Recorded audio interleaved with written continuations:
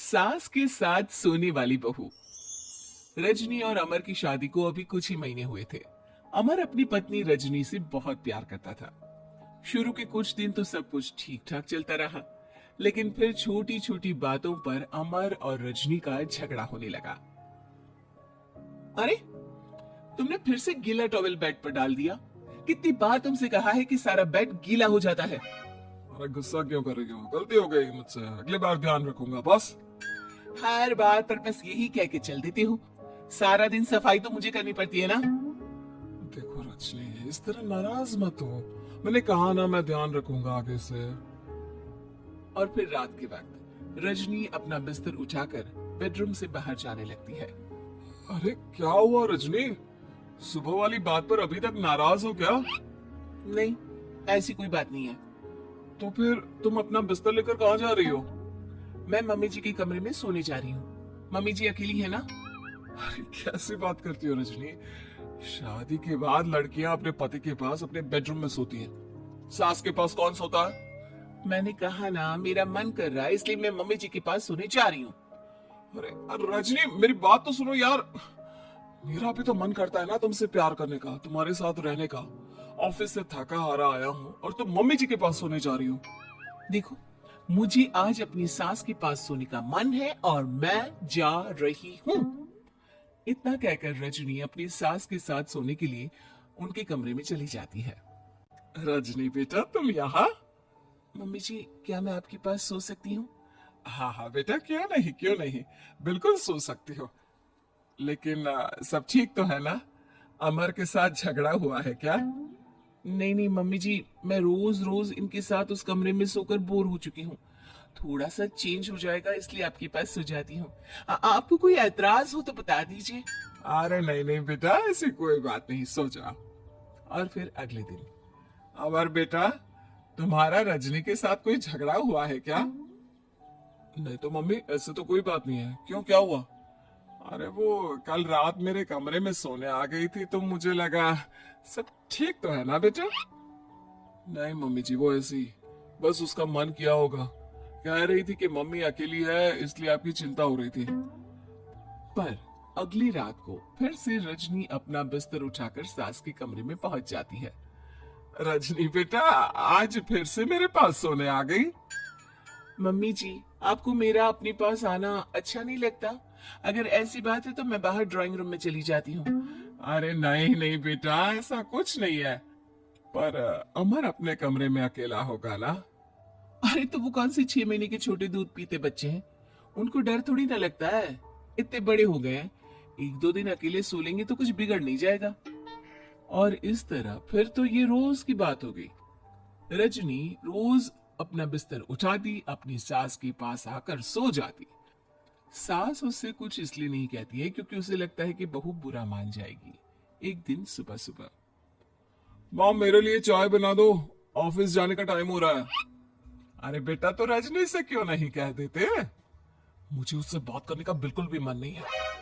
अरे आखिर क्या बात है बेटा, तुम इतने उदास क्यों लग रहे हो? देखो ना माँ, आजकल रजनी का बिहेवियर मुझे कुछ समझ में नहीं आ रहा।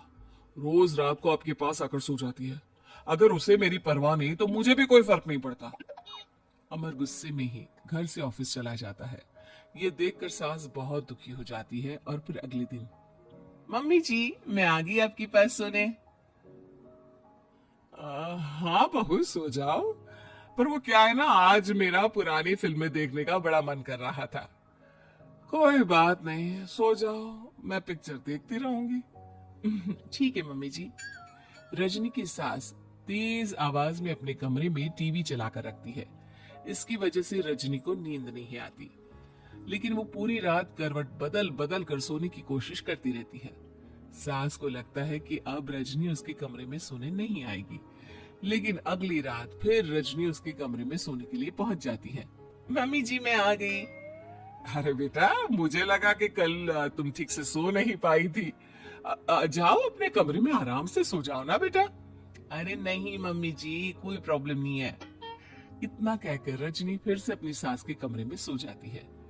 आधे घंटे बाद, बेटा जरा मेरे पैरों पर तेल तो लगा दे। ठीक है मम्मी जी। रजनी अपनी सास के पैरों पर तेल लगाकर जैसे ही सोने लगती है, आधे घंटे बाद फिर से। बहू, मेरे सर में बहुत दर्द हो रहा है, जरा मेरा सर तो दबा दे। ठीक है मम्मी जी, दबा देती हूँ।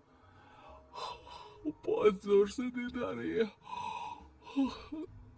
अपनी सास का सर दबाकर रजनी फिर से सोने की कोशिश करती है, पर आधे घंटे बाद फिर से। अरे बहू, बड़ी जोर से प्यास लगी है बेटा, जरा किचन से पानी तो लेकर आ। अरे मम्मी जी, जैसे ही नींद आने लगती है कुछ ना कुछ मांग लेती है। रजनी चुपचाप जाकर किचन से पानी लेकर आती है।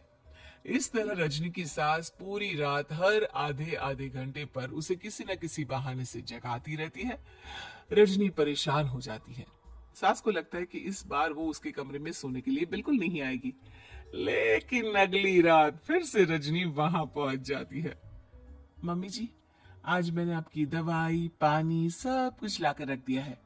अब आप प्लीज चुपचाप सो जाइएगा और मुझे भी सोने दीजिएगा। देखिए, 2 रातों से ना मैं सो ही नहीं पाई हूँ। अच्छा ठीक है बेटा, सो जा। थोड़ी देर के बाद रजनी की सास बहुत जोर जोर से खर्राटे लेना शुरू करती है। खर्राटे इतने तेज होते हैं कि रजनी के कानों में दर्द होने लगता है। हे भगवान, मम्मी जी को क्या हो गया है? क्या करूं, कहाँ जाऊं मैं? परेशान होकर रजनी वापस अपने कमरे में जाती है। रजनी, आज तो बहुत दिनों के बाद अपने बेडरूम में सोने आई हो। आ जाओ आ जाओ। वैसे भी तुम्हारे बिना मेरा मन नहीं लगता। क्या करती, तुम्हारी मम्मी के खर्राटों ने तो मेरी नींद उड़ा कर रखी है। अब मुझे यहीं पर सोना पड़ेगा। अगली सुबह। अरे रजनी बेटा, रात को कहाँ चली गई थी? मैं तुम्हें कितना ढूंढ रही थी, मैं तो डर ही गई थी। मेरी बहू न जाने कहाँ चली गई। कहाँ जाती मम्मी जी, अपने कमरे में गई थी। और आजकल ना आप मुझे जानबूझकर बहुत परेशान करती हैं। अगर मुझसे कोई गलती हो गई हो तो सीधे सीधे क्यों नहीं कह रही हैं? 3 रात हो गई है, मुझे ठीक से नींद भी नहीं आती। रजनी, ऐसे क्यों बात कर रही हो? मम्मी ने क्या कर दिया? आप अपनी मम्मी से क्यों नहीं पूछते? मैं बहू हूँ तो क्या इसका मतलब ये है कि दिन भर काम करो और रात में भी चैन से ना सो? रजनी बेटा, बड़ी नादान हो। इसीलिए तो जानबूझकर मैं ये सब कर रही थी, ताकि तुम अपने पति के पास जाकर अपने बेडरूम में सो जाओ। शादी को सिर्फ 6 महीने हुए हैं और तुमने मेरे कमरे में आकर सोना शुरू कर दिया। यह तुम्हारी शादीशुदा जिंदगी के लिए अच्छी बात थोड़ी ना है बेटा। मम्मी, तो क्या आपने जानबूझकर ये सब किया था रजनी को समझाने के लिए? अरे तो और क्या करती?